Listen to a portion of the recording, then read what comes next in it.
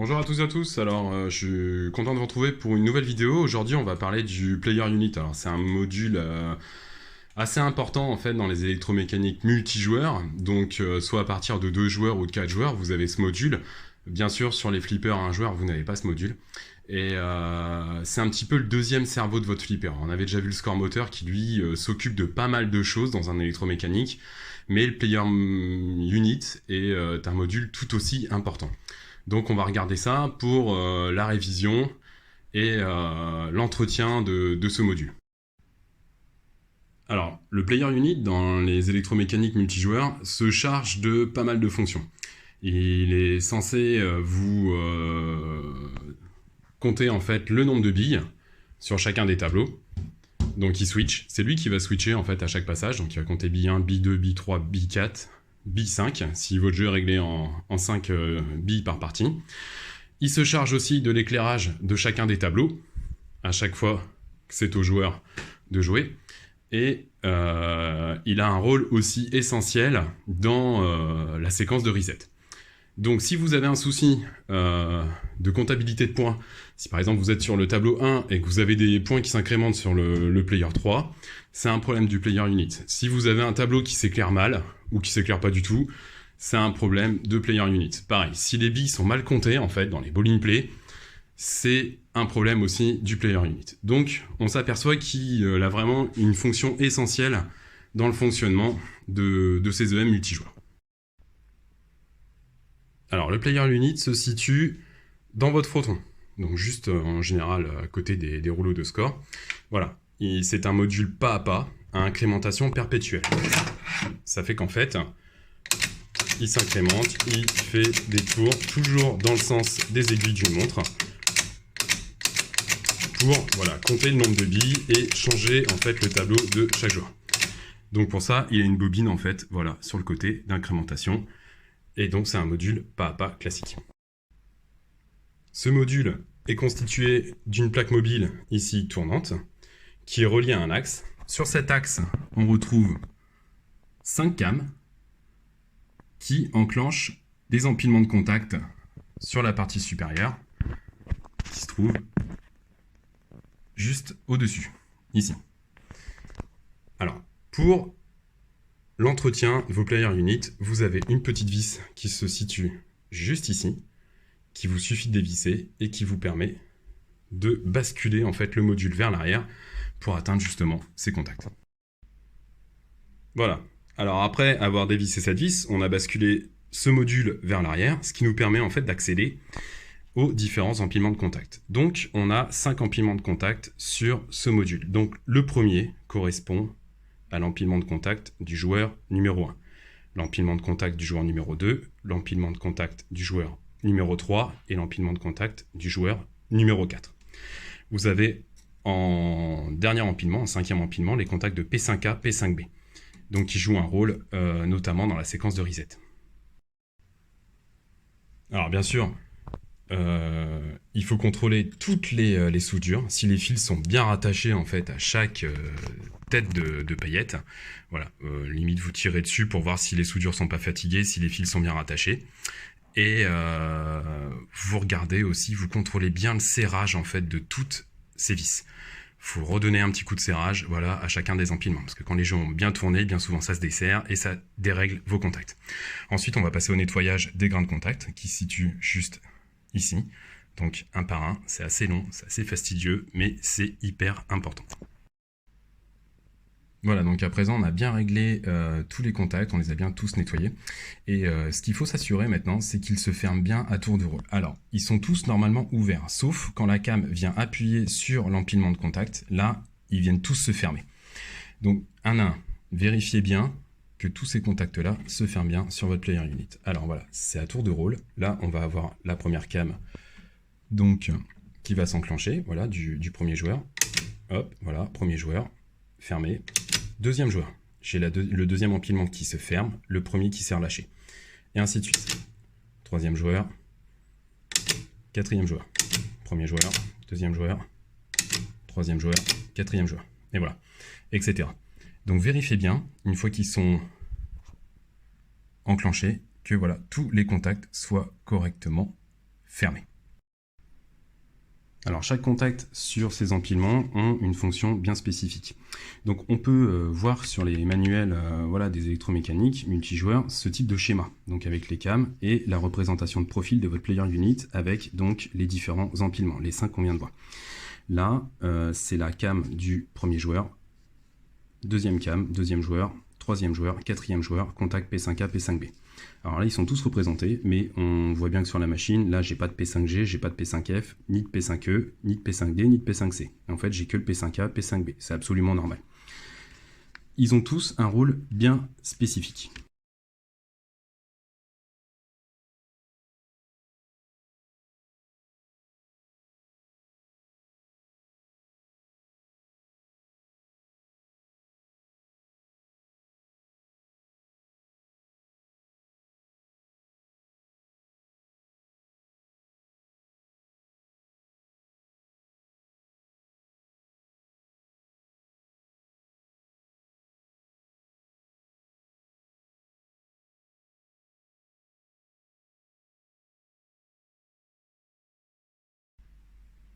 Alors, on tourne physiquement sur le player unit, notamment sur l'empilement de contact du troisième joueur, c'est là où il y a le plus de contacts. Donc, on a le premier contact donc, qui se charge de compter les 10 000 points, les 1000 points. Ensuite, on a les 100 points, le contact des 10 points, le contact de claquage des parties au score atteint, l'éclairage de tableau, contact d'éclairage de tableau, et enfin, en dernier, le contact de changement de joueur. Alors après avoir bien contrôlé et nettoyé tous les contacts, deuxième chose à s'assurer, qui est hyper importante, c'est de savoir si votre player unit n'est pas grippé. Alors en actionnant en fait le plongeur de la bobine qui se trouve ici, faut que vous puissiez faire un tour complet sans qu'il y ait de point de blocage. Il faut vraiment que le mouvement soit fluide et qu'il puisse en fait voilà, bien incrémenter cran par cran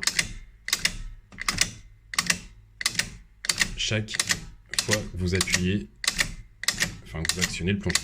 Donc là c'est pas trop mal, mais j'avais quand même remarqué sur celui-ci qu'il y avait à un moment donné, il y en a un qui s'incrémente pas bien. Bon bah forcément sur la vidéo ça marche bien, mais il y a un endroit, il y a une dent qui clenche pas bien en fait dans la roue dentée. Donc on va regarder ça.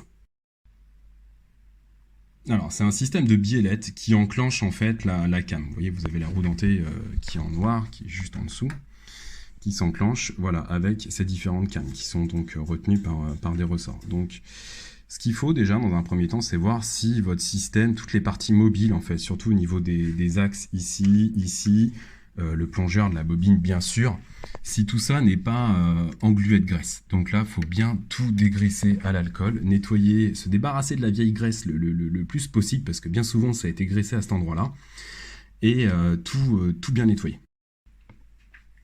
Alors ensuite, une fois que vous avez tout bien dégraissé, vous pouvez mettre un tout petit coup de WD-40 ici. Alors, je suis pas très à l'aise du WD-40, mais là, effectivement, ça trouve un petit peu comme son utilité pour lubrifier en fait les axes pivots, pour aider en fait le mécanisme à ce qu'il soit hyper fluide. Alors, faut pas trop en mettre, hein, là ça suffit. Ça va très bien. Donc voilà, sur ces deux points-là. Alors en nettoyant et en réglant en fait les embiélages d'incrémentation de la roue, je me suis aperçu aussi que sur ce player unit, il manquait une butée. Vous voyez, j'ai deux vis là dans le fond qui sont pas utilisées et normalement on a une sorte de petit équerre en ferraille qui vient faire office de butée sur le bras sur ce levier ici là. Donc là effectivement elle manque. Donc par chance, pièce détachée, j'en ai extrait une d'un autre module. Voilà, vous voyez, c'est cette petite pièce-là qu'on va refixer tout simplement ici. Parce qu'en fait, il ne faut pas qu'il dépasse un certain angle, ce bras. Alors vous allez me dire, oui, de toute façon, il est bloqué par la butée. Alors la butée, c'est bien, mais à la longue, elle s'use. Et si vous n'avez pas cette petite équerre de butée qui vient arrêter le bras, ben ça peut dérégler en fait tout votre système. Donc là, on va essayer voilà, de replacer ça ici. Alors comme vous pouvez le voir, vous avez des trous houblons. En fait, vous pouvez régler la hauteur à laquelle elle va venir toucher ce bras de ce levier. Hop, on va remettre ça. Alors voilà, on a réussi à replacer cette petite écart de butée. Alors je vous avoue qu'avec les deux petites vis pour aller dans le fond du player unit, ça n'a pas été facile, il faut vraiment avoir des petits doigts. J'ai passé un petit peu de temps pour les remettre. Mais bon, on y est. Alors je les ai pas complètement serrés pour me laisser un petit peu de débattement et pouvoir effectuer le réglage. Alors pour le réglage de cette butée, je vous conseille de prendre une petite feuille de papier classique. Vous venez la coincer sur l'équerre, entre l'équerre et le bras. Et vous actionnez voilà, votre plongeur. Si la feuille coulisse très légèrement, c'est bon, c'est que vous pouvez en fait serrer votre écart de butée. Voilà, donc on contrôle le serrage, voilà, donc là on a bien serré les vis, j'actionne voilà, la butée et voilà, ma feuille de papier peut quand même s'extraire, donc là on a vraiment le bon réglage. Alors ensuite, on va passer au nettoyage de la partie mobile avec tous les rivets. Donc là, ce qu'il faut faire, c'est démonter la partie tournante juste en dévissant ces 3 vis-là. Donc bien faire attention, il y a une masse qui est raccordée ici sur cette vis-là.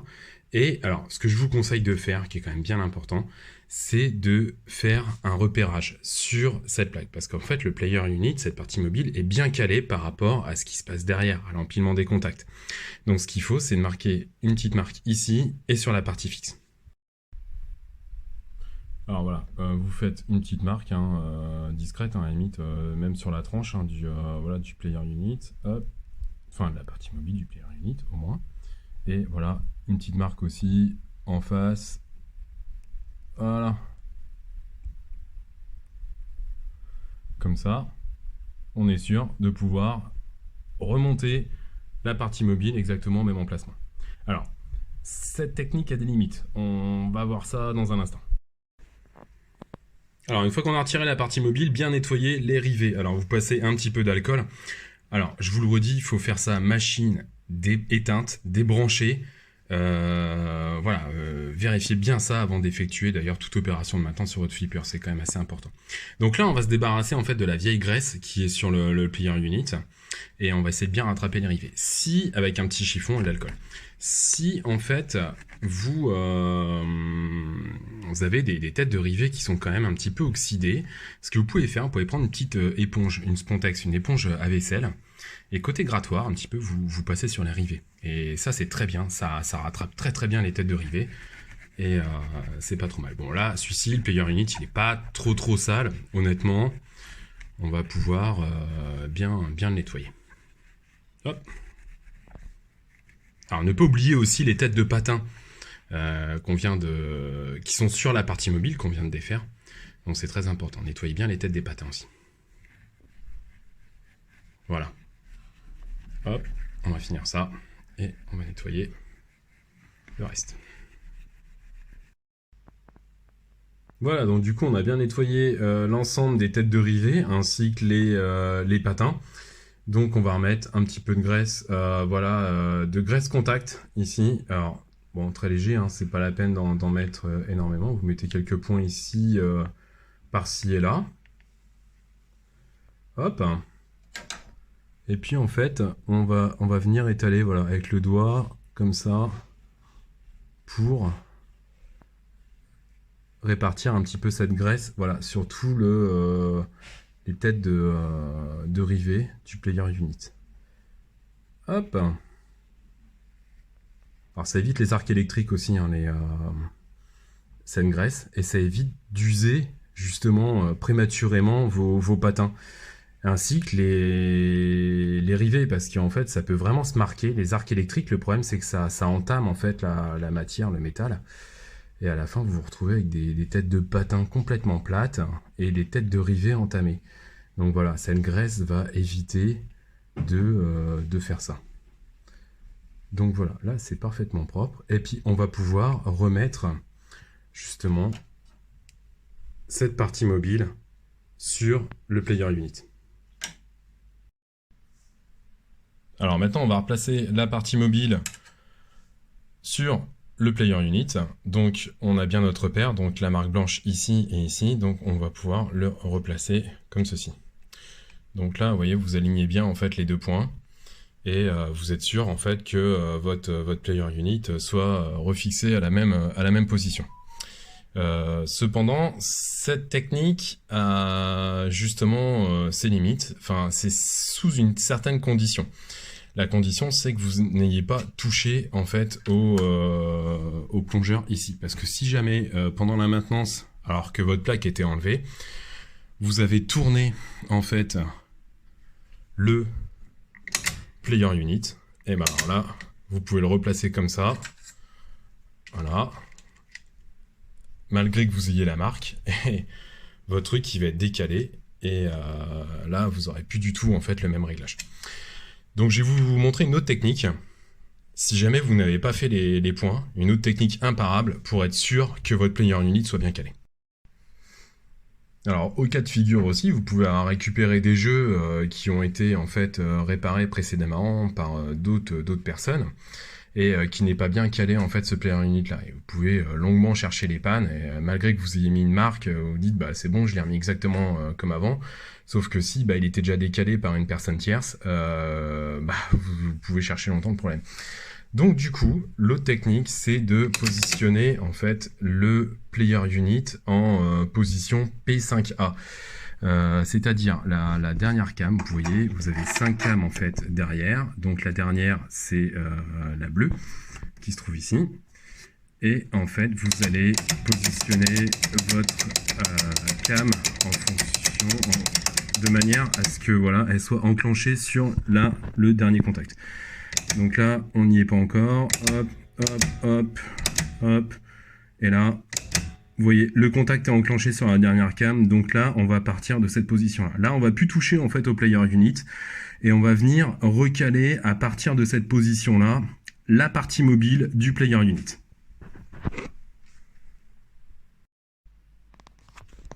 Alors sur la partie mobile en fait du player unit, vous avez donc 2 patins d'un côté et 3 de l'autre. Donc après, c'est bien assuré que vous avez le dernier contact P5 sur la dernière cam qui est enclenché. C'est-à-dire là, il est en position home ou en position start. Vous venez placer cette partie mobile, voilà, comme ceci.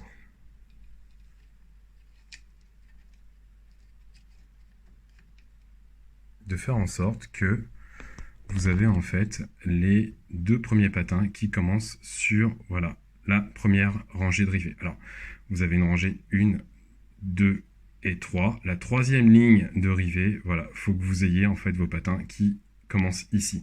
Là, vous êtes sûr que votre player unit est bien calé. Donc là, j'ai remis les vis sans les serrer pour pouvoir justement ajuster les têtes de patins bien sur les rivets. Là, on est bien avec le contact P5 enclenché. Alors, vous avez qu'une dent sur cette cam-là, vous pouvez pas vous tromper. Une fois que ce contact-là du fond est enclenché, vous venez positionner votre plaque mobile, voilà, sur ces rivets-là. Vous voyez bien, faut faire en sorte que voilà, ces 2 premières têtes de patins touchent les 2 premiers rivets ici. Voilà, et là, votre player unit est bien calé. Là, je pense que je suis pas trop mal. Je vais resserrer les vis à cet endroit-là. Vous voyez, vous avez un petit réglage à effectuer. Vous les mettez bien au centre et on vient serrer ces 3 vis-là. Et là, on est sûr que notre player unit est bien calé. Ok, donc là, on est bien. On a resserré les vis et on vérifie quand même en actionnant si voilà, les têtes de patins tombent bien sur chacun des rivets. Donc ça me paraît pas trop mal. Voilà, vous faites un tour complet, hein, vous regardez bien si voilà, ça tombe bien en face. Et normalement, on devrait être bon. Alors, sur ces player units, il y a 22 positions essentielles. On va regarder ça ensemble. Alors du coup, on va partir du contact P5 enclenché. Donc c'est la home position ou la start position. Qui correspond en fait à votre flipper allumé, partie démarrée, player 1, bille 1. Donc là, il est en player 1, bille 1. Ensuite, vous allez passer au player 2, bille 1, player 3, bille 1, player 4, bille 1. Ensuite, et ainsi de suite. Ça fonctionne comme ça, en fait, le player unit. On retourne sur le player 1, B2, cette fois-ci. Là, on voit que les contacts du player 1 sont enclenchés. Ensuite, player 2, B2, player 3, B2, player 4, B2.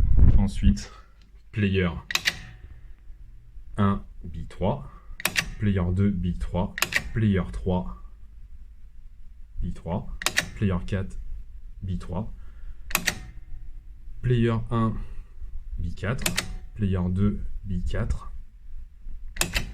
player 3, B4, player 4, B4, player 1, B5, player 2, B5, player 3, B5, player 4, B5. Et là, on arrive, en fait, vous voyez, sur ces patins, les deux derniers rivets. C'est-à-dire la position. Donc, là, on a la 19e position. Là, vous avez la 20e position. Vous voyez ces patins-là qui font contact, en fait, avec les deux derniers rivets. Ça fait partie de la séquence de reset. Ça enclenche le relais Z1 qui va, en fait, resetter votre première rangée de compteurs du player 1 et du player 2. Et ensuite, il va venir lors de la séquence de reset sur la 21e position, enclencher le relais Z2 qui se trouve ici pour resetter votre deux autres rangées de compteurs, en fait, la rangée du player 3 et du player 4. Donc voilà, et ensuite, il va faire un tour jusqu'à revenir à sa position initiale, c'est-à-dire celle-ci, la home position ou la start position pour, voilà, revenir sur player 1, B1. Alors bien sûr, ensuite contrôler effectivement la connexion de ces têtes de patins là avec les différents petits fils isolés, donc voir bien contrôler si tout ça, voilà, c'est pas dessoudé.